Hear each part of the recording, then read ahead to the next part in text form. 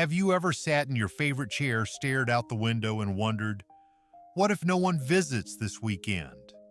What if I wake up one morning and I'm the only one left still standing? It's a quiet fear, isn't it? We spend most of our lives believing that family is the one thing we can always count on, that no matter what happens, our children, our spouse, our siblings will always be there. But what if they aren't? What if your kids move across the country or across the ocean? What if your partner, the one you thought you'd grow old with, passes first? What if the friends you had in your 40s and 50s slowly disappear? These aren't just sad thoughts. They're real scenarios happening to millions of older adults every single day. According to the National Institute on Aging, more than 1 in 4 older Americans over the age of 65 now lives alone. And many of them, maybe even you, never planned for that. But here's the truth I want to share with you today.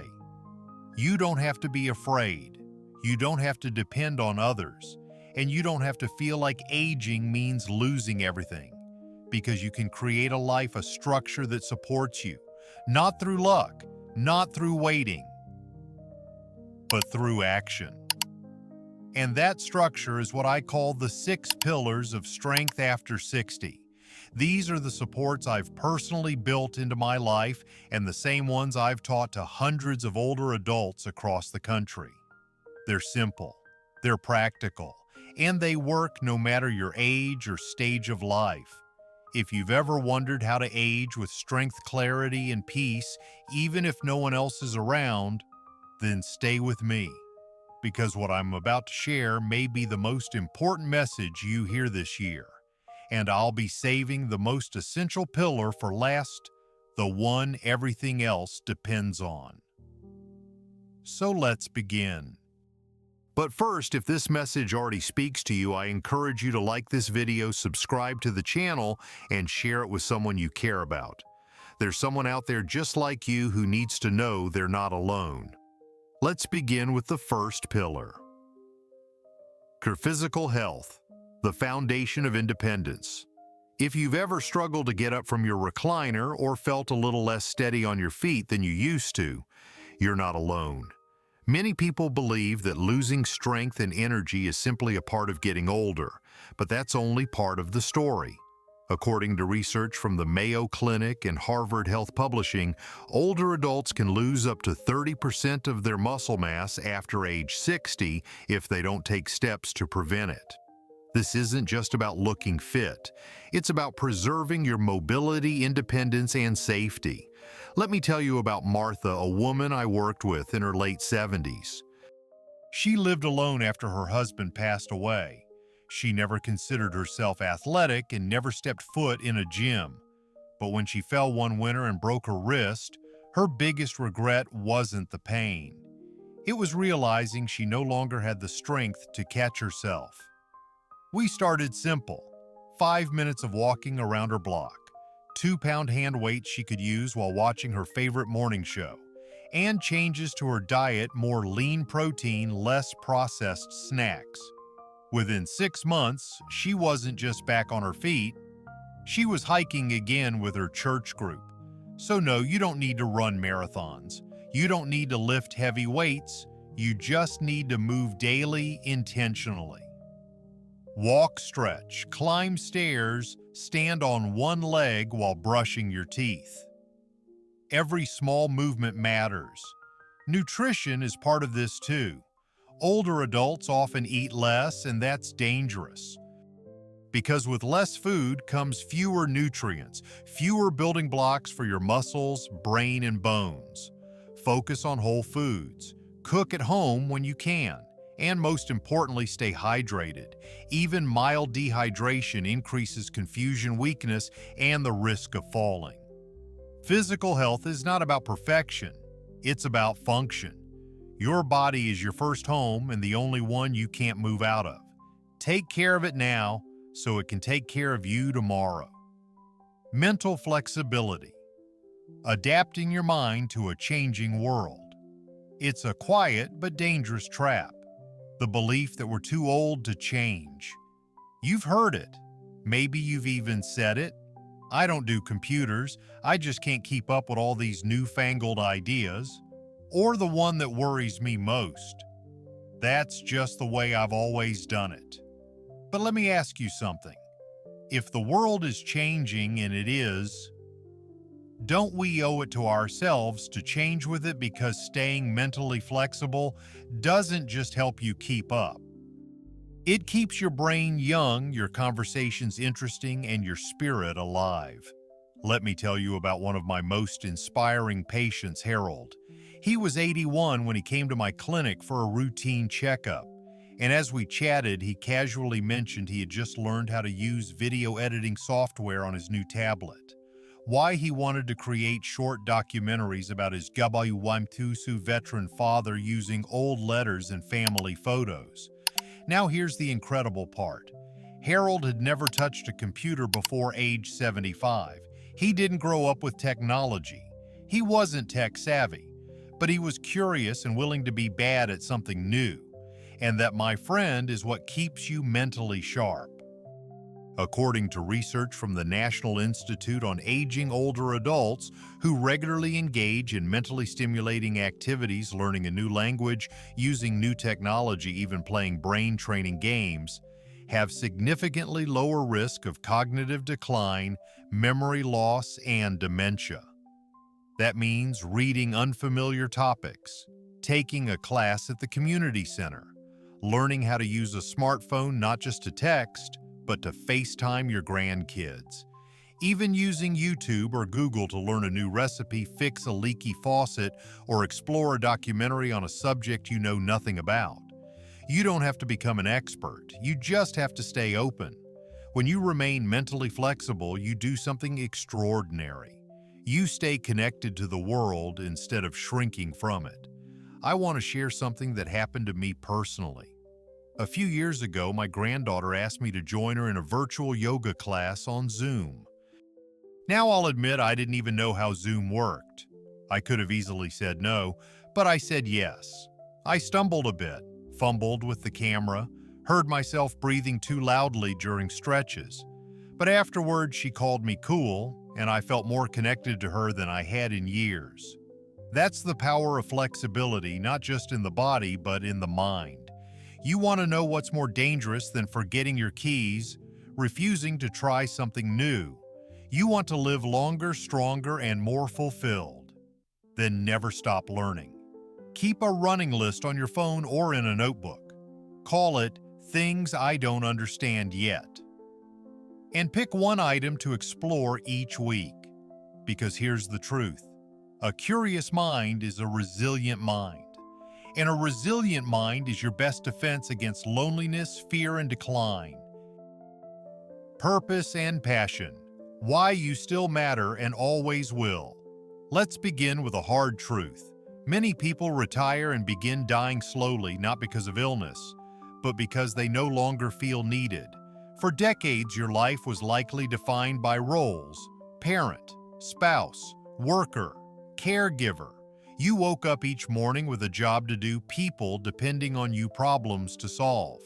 But what happens when the phone stops ringing, when the calendar becomes empty, when no one asks for your help anymore? Here's what I tell every older adult I meet. You still matter. And not because of what you did in the past, but because of who you are today and what you can still give. Let me tell you about James, a former mechanic I met at a community event. He retired at 68, and for the first year he enjoyed the break. But by 70, he said he felt like a ghost. No routine, no interaction, no purpose. So we talked about his talents. Turns out James had always loved fixing small engines, lawnmowers, leaf blowers, scooters. We brainstormed a way he could still do what he loved, but in a way that fit his new lifestyle.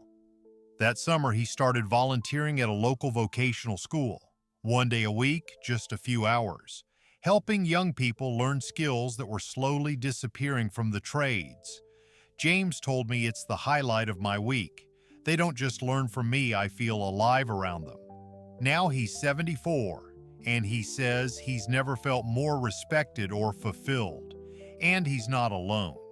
According to research published by Harvard Health Publishing, older adults who regularly engage in purposeful activity, whether it's volunteering, mentoring, creating art, or pursuing personal projects, live longer, experience lower levels of depression, and report greater life satisfaction. Purpose doesn't need a paycheck. It just needs a reason. It could be a garden you tend every morning, a neighbor you check on each afternoon, a memoir you've been meaning to write, a church choir you rejoin, or simply the decision to make your grandchild laugh every time you see them. One woman I know, Barbara, knits hats for cancer patients at a local hospital. She's 87. She says it gives her a reason to wake up, a reason to create, and a reason to pray for strangers. Your passion can be quiet. It doesn't need applause. It just needs your heart. Now I want you to reflect what brings you joy. What used to light you up even as a child? What have you been putting off for someday? Someday is now. Even 5 minutes a day doing something you love can change the entire direction of your life. And don't worry if your passion doesn't help anyone else. It helps you. And that's enough. Because when you are alive with purpose, people feel it. They gravitate toward it.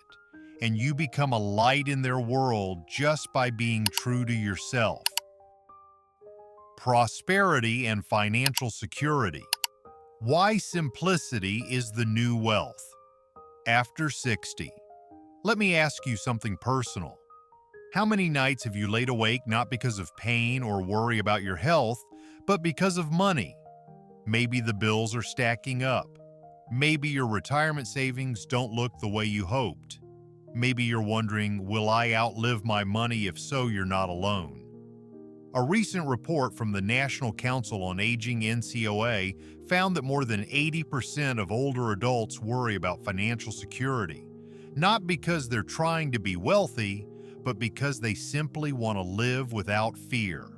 And here's what I've learned over the years from patients, colleagues, and my own journey: you don't need more money. You need less uncertainty. Let me tell you about Larry and Jean. They lived in a beautiful 4-bedroom house for over 35 years. But when their kids moved out and their knees began aching on the stairs, the house began to feel like a burden. Still, they hesitated to let go, not for logical reasons, but emotional ones. Memories lived in every wall, and downsizing felt like giving up. But when we sat down and looked at the numbers, the mortgage, the maintenance, the heating bill, they realized something. They weren't buying freedom anymore. They were buying stress. So they sold it, moved into a smaller single-level condo closer to town. No lawn to mow, no roof to worry about, and best of all, no more sleepless nights over money. Now they travel more.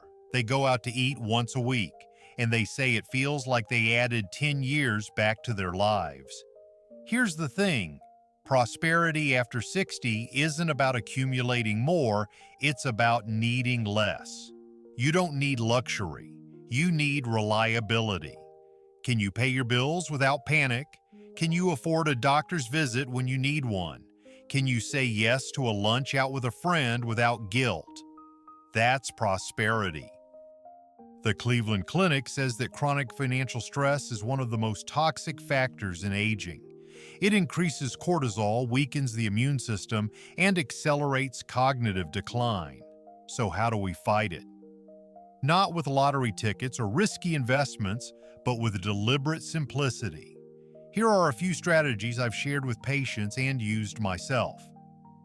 Track your spending for 30 days. You'd be amazed what quietly drains your money. Cut subscriptions. You forgot about streaming services, magazines, auto-renewing apps. Buy in bulk where it makes sense, pantry items, household goods.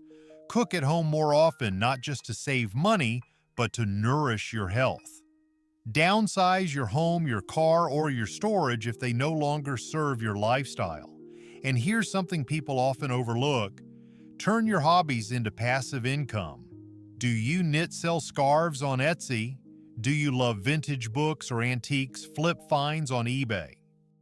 Do you write? Publish a short guide on Amazon Kindle.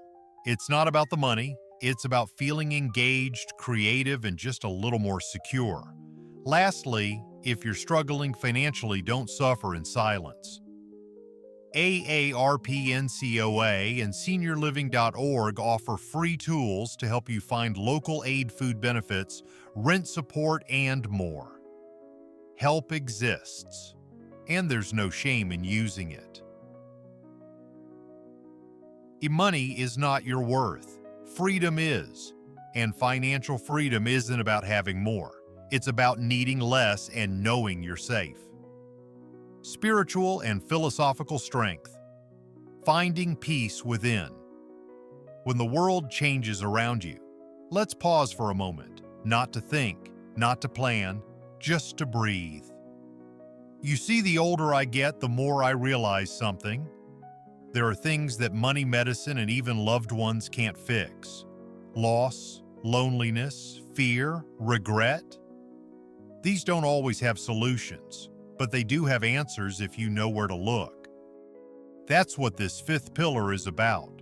Not religion necessarily, not doctrine or dogma, but a deep-rooted sense of meaning, something that steadies you when life feels uncertain or even unfair. Let me introduce you to Sarah. She's 83 now. When I met her, she had just lost her husband of 56 years. Her children lived far away, and for the first time in her adult life, she felt truly alone. No amount of casseroles from neighbors or phone calls from family seemed to fill the silence in her house. So she started walking, not for exercise, but for peace. Each morning she'd walk to a quiet trail near a lake. She'd sit on the same bench, close her eyes, and listen to the wind. And over time, she told me the silence stopped feeling empty. It started to feel sacred, she said. I stopped asking why everything happened the way it did, and started being grateful that I got to experience love at all. That's what spiritual strength looks like. It's not loud. It's not dramatic, but it's unshakable.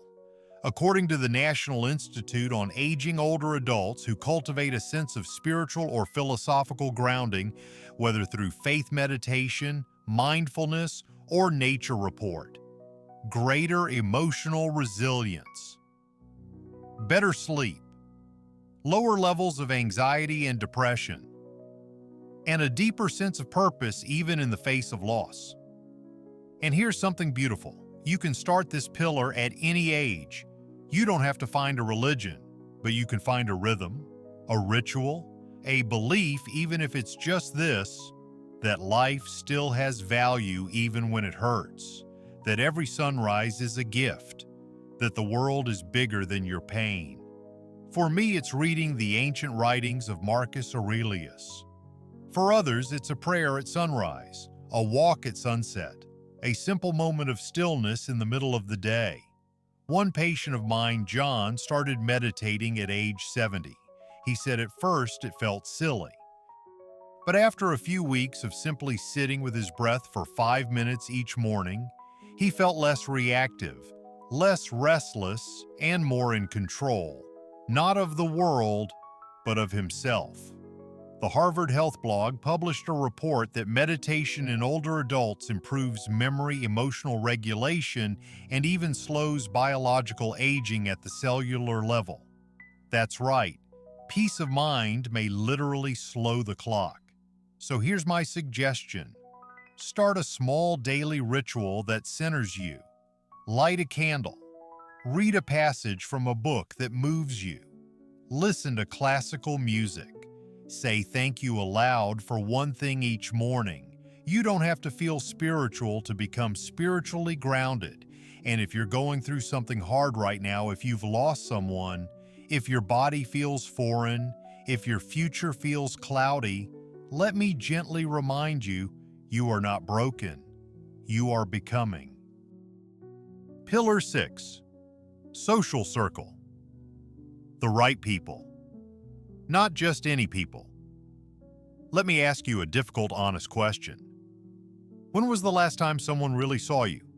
I don't mean waved at you from across the street. I mean sat down, looked into your eyes, listened without checking their phone, without rushing you, without trying to fix anything. If it's been a while, I want you to know something important. You are still worthy of deep, nourishing connection. In fact, after 60, it's not just a desire. It's a biological need.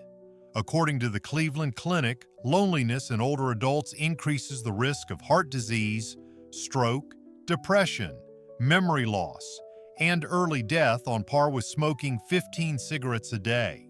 Let that sink in. But here's the twist most people miss. It's not about being around people. It's about being around the right people.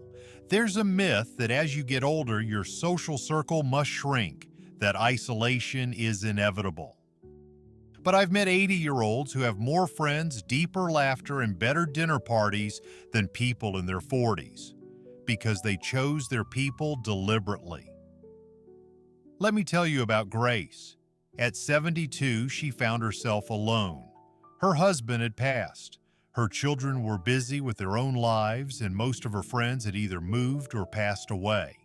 She could have shrunk inward, but instead she signed up for a photography class at the senior center. She didn't know anyone there. She didn't even own a camera. But she was curious, and over time that one class led to conversations, then to walks, then to weekend outings with 3 women who are now her best friends. Here's what Grace told me: I didn't need 1,000 friends. I needed 3 who understood me, who showed up, who remembered my birthday. You don't need more people. You need better connection. So here's how you build your circle after 60. Start with your interests. What do you love? Join something centered around that, even once a month. Be the first to say hello. Don't wait to be invited. Look for consistency, not charisma. The loudest person in the room isn't always the most loyal. Limit energy vampires. If someone drains you, constantly complains, or dismisses your feelings, you have the right to walk away. You deserve joy, not obligation, and it's never too late to find your tribe. Consider joining a local walking group, attending a free lecture or library event, volunteering for a cause you care about, reaching out to an old friend you haven't spoken to in years, or even like you're doing now, engaging in meaningful conversations online. And if you're someone who struggles with social anxiety, remember, connection doesn't require perfection. You don't need to be interesting, you just need to be interested. Listen, ask questions, show up. The right people, real people, will see you and stay. Because here's the truth. After 60, we don't just need relationships. We need relationships that respect our boundaries, value our stories, and give us room to grow. Final reflection. You are the architect of your future. So now we've walked through all 6 pillars. 1. Physical health. 2. Mental flexibility. 3. Purpose and passion. 4. Financial security. 5. Spiritual strength. 6. True nourishing relationships. Let me leave you with this. You must build these pillars before you need them. Not in crisis, not when it's too late. Think of them like trees. You plant them early, water them slowly, and one day they'll shelter you. Even if family doesn't show up, even if plans change, even if life throws you something you didn't expect, you will not crumble. Because your life will stand strong on roots you grew yourself. And here's the most beautiful part.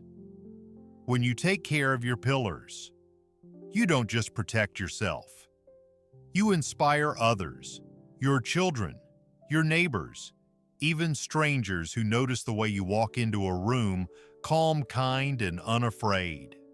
You show them aging isn't about shrinking. It's about rising into your wisdom. So now I ask you, Which pillar do you feel strongest in, and which one needs a little love? Leave your answer in the comments. Let's support each other. Let's learn from each other. Let's grow together.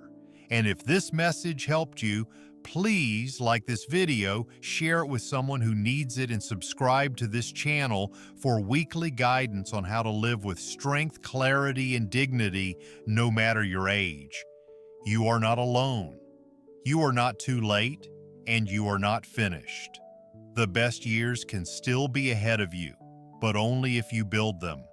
Take care of your body, feed your mind, fuel your passions, guard your peace, love your people. And above all, live life on your terms. I'll see you in the next one.